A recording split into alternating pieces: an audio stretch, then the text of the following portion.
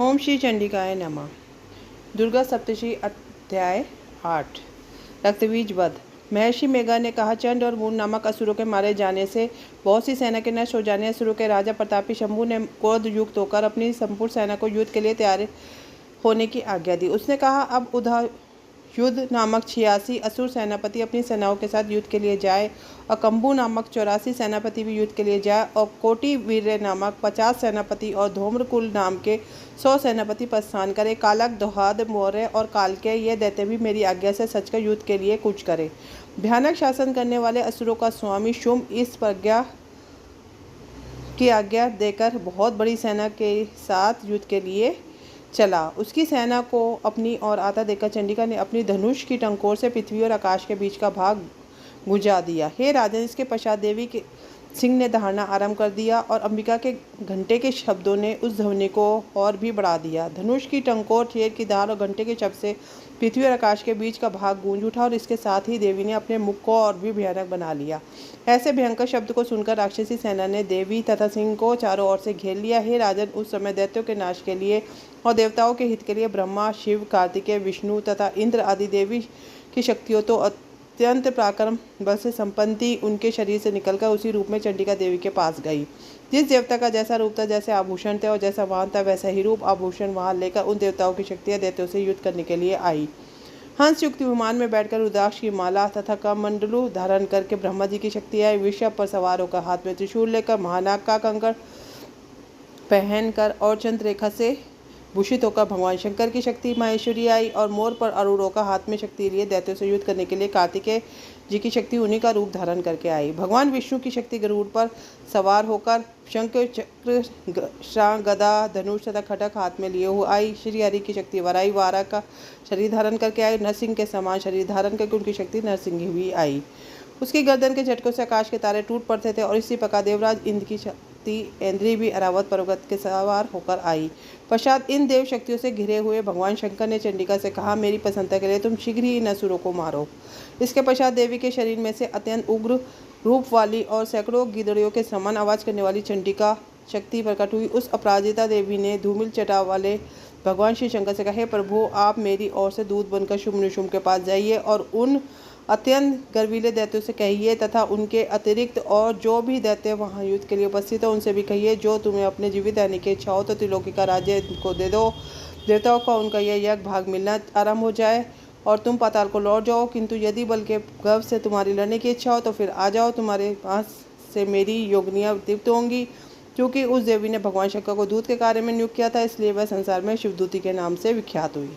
भगवान शंकर से देवी का संदेश पाकर उन दैत्यों के गोत्र का आर पार न रहा और वह जिस स्थान पर देवी विराजमान थी वहाँ पहुँचे और न जाने के साथ ही उस पर वाणों की और शक्तियों की वर्षा करने लगे। देवी ने उनके फेंके हुए वाणों, शक्तियों, त्रिशूल और फरसों को ने वाणों से काट डाला। काली देवी उस देवी के साथ आगे खड़ी होकर शत्रुओं के त्रिशूल से विदीर्ण करने लगी और खटवाक से कुचलने लगी। ब्रह्माणी जिस तरफ दौड़ती थी उसी तरफ अपने कमंडलों का जल छिड़क कर दैत्यों के वीर्य व बल को नष्ट कर देती थी और उसी प्रकार महेश्वरी त्रिशूल से, वैष्णवी चक्र से और अत्यंत कोप वाली कौमारी शक्ति द्वारा असुरों को मार रही थी और इंद्र के बाजू के प्रहार से सैकड़ों दैत्य रक्त की नदियाँ बहाते हुए पृथ्वी पर सो गए।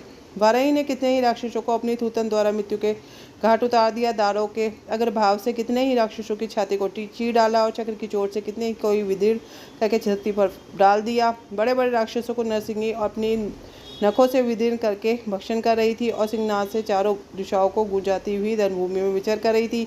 शिवदूती के प्रचंड अट्टहास से कितने ही दैत्य भयभीत होकर पृथ्वी पर गिर पड़े। उनके गिरते ही वह उनको भक्षण कर गई। इस तरह क्रोध में भरे हुए मातगणों द्वारा नाना प्रकार के उपायों से बड़े बड़े असुरों को मरते देखकर राक्षसी सेना भाग खड़ी हुई। उनको इस प्रकार भागता देखकर रक्तबीज नामक महापराक्रमी राक्षस क्रोध में भरकर युद्ध के लिए आगे बढ़ा। उसके शरीर से रक्त की बूंदें पृथ्वी पर जैसे ही गिरती थी तुरंत ही वैसे ही शरीर वाला तथा वैसा ही बलवान दैत्य पृथ्वी से उत्पन्न होता जाता था। रक्तबीज गदा हाथ में लेकर इंद्र के साथ युद्ध करने लगा। जब इंद्र शक्ति ने अपने वश से उनको माया तो घायल होने के कारण उसके शरीर में बहुत सा रक्त बहने लगा।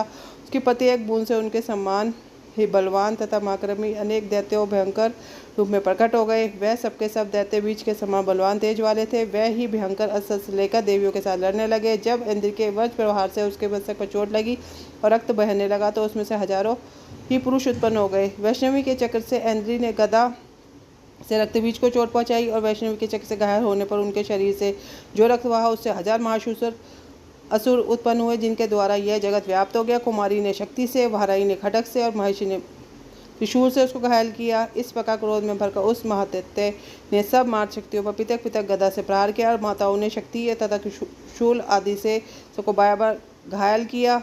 उससे सैकड़ों महादैत्य उत्पन्न हुए। इस प्रकार रक्त बीज के रुधिर से उत्पन्न हुए असुरों से संपूर्ण जगत व्याप्त हो गया, जिससे देवताओं को भय हुआ। देवताओं को भयभीत देखकर चंडिका ने काली से कहा, चामुंडे अपने मुख को बड़ा करो और मेरे शस्त्रघात से उत्पन्न हुए रक्त बिंदुओं तथा रक्त बिंदुओं से उत्पन्न हुए महासुरों को तुम अपने इस मुख से भक्षण करती जाओ।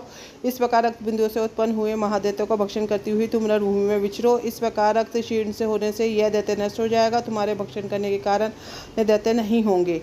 काली से इस प्रकार कहकर चंडिका देवी ने रक्तबीज पर अपने त्रिशूल से प्रहार किया और काली देवी ने अपने मुख से उसका रक्त ले लिया। तब उसको ने गदा से चंडिका पर प्रहार किया। प्रहार से चंडिका को तनिक भी कष्ट न हुआ, किंतु रक्तबीज के शरीर से बहुत सा रक्त बहने लगा, लेकिन उसके गिरने वाले साथ ही काली ने उसके अपने मुख में ले लिया। काली के मुख में उस रक्त से जो असुर उत्पन्न हुए उसको उसने भक्षण कर लिया और रक्त को पीती गई।